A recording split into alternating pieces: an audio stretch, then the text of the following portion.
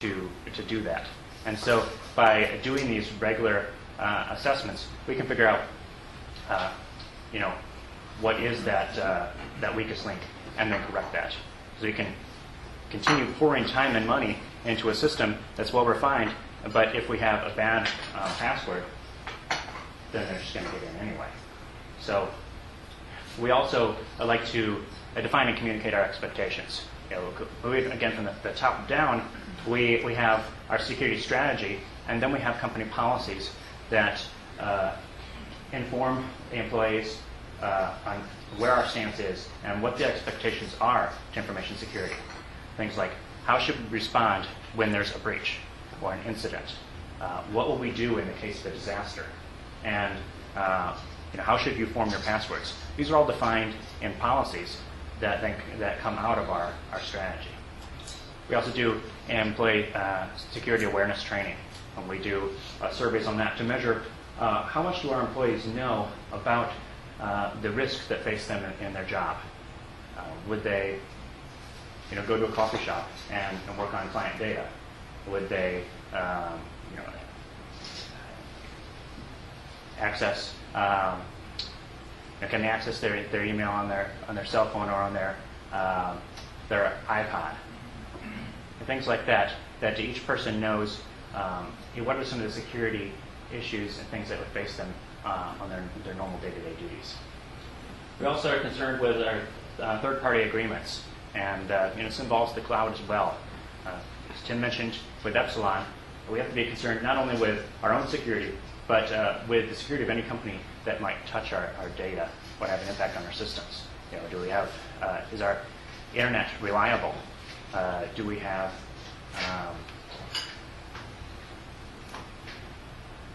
anybody else who's handling backup data or touching our information? So what else do we do? Well, you can implement a lot of controls, but sometimes you make it difficult for employees to perform their job, and that's not the goal here. The goal is to have security, but also to have that integrated with the way we do business. So we try to make that easy. Think of the barcoding system we use for tracking all of our evidence. That's something you can't compromise on. We have to have a clear chain of custody, but you can make it easy. What we do is we put the barcoding machine right there in the path that somebody would take going from our forensics room to where the data is stored. So as you're walking that path, you pass right by the barcoding machine. It's very easy to just scan it in and out and go about your job. They don't have to go somewhere else or hunt around for equipment. It's right there in front of them. Also, technological implementations where we will try to find the right integration between tools so that we don't have 10 different systems, but we have one integrated system. Think of passwords. Do you have to have 20 passwords, or can you have a small set? And then physical controls. This is a difficult issue these days because we have technology like the cloud and virtual desktops that are spanning the past normal physical boundaries. And it's not just your company. It might be a coffee shop or an airplane or somebody else's business where people are accessing their data. And so you have your physical controls, but then we also have to look at where are our employees accessing the data and what controls do we have around that. Everybody uses a BlackBerry in our company, and BlackBerries can access email and calendars, and it can have data on it. We encrypt all those devices and require passwords on them. Sure, it does have a little bit of an impact when I pull out my phone, I have to put in a password each time. But I do know that if somebody gains access to that phone, that they're only going to have a few attempts before it's automatically wiped, and then we can also wipe it from remotely. So, especially a problem when I'm driving. Got to work on that area. I've got to figure out some passwords you can type easier. So, again, the checkpoints and the audits are ways that we will continue to see if there are ways that we can improve this workflow. And we'll solicit advice. How can we make the security process easier for you? Which also helps aiding in adoption of the technology or the process and and giving a sense of ownership of that. What are some of those trade-offs? Every time you implement a set of security controls, you have to look at, is this going to have an impact on our productivity or our responsiveness? And is this something that's cost effective? A major part of the risk analysis process is determining, first, what are the risks? What are my assets? So what I have that's valuable? And how do I implement an effective set of controls to bring those risks down to an acceptable level without spending too much money? I don't want to spend $50,000 to protect $10,000 worth of equipment or $10,000 worth of data. So, in doing a risk assessment and identifying those assets and those risks that are out there, we can make an informed decision. We look at the different types of data that we have in the organization, and some organizations will implement controls on every single system across the board. But you have different types of data, and the data can be protected differently.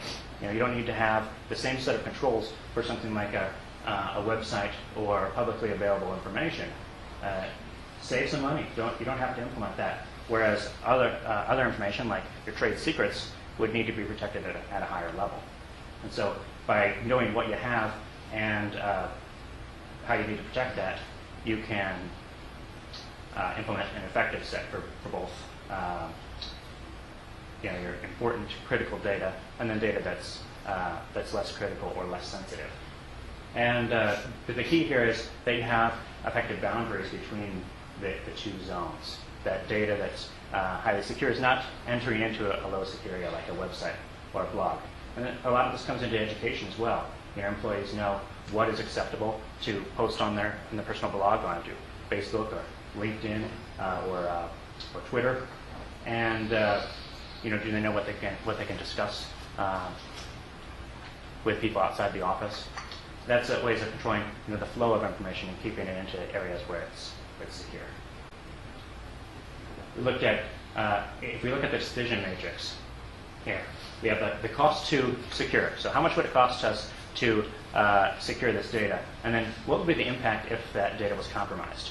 You think about the confidentiality. So if it was disclosed to someone else, the integrity, if it was changed, altered, or if it was unavailable, so we don't have it when we need it. And if it's a high cost but a low probability, we might say that we're going to accept that risk. We're not going to do anything about that. If it's a high cost and it's a high probability or high impact, we may want to transfer that or avoid it. We may take out insurance on that risk, or we may have a third party manage that.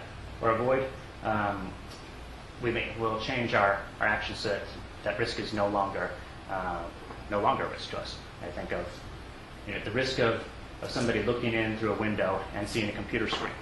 Okay, you can have sensitive data on that screen, and in forensics, that's a requirement.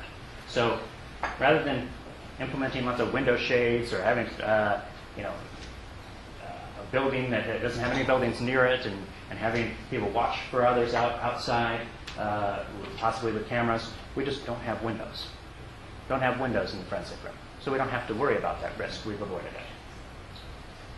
If we look at a high impact and a low cost to secure, well, that's probably a risk that you want to mitigate. So we'd implement some controls to then bring that risk down to an acceptable level. Now, if it's a low cost to secure and low impact, well, you need to decide. It could be something where we're going to mitigate it or an accept. Like our BlackBerries, it was easy for us to implement it. Low cost to put encryption and a password on there, but the impact,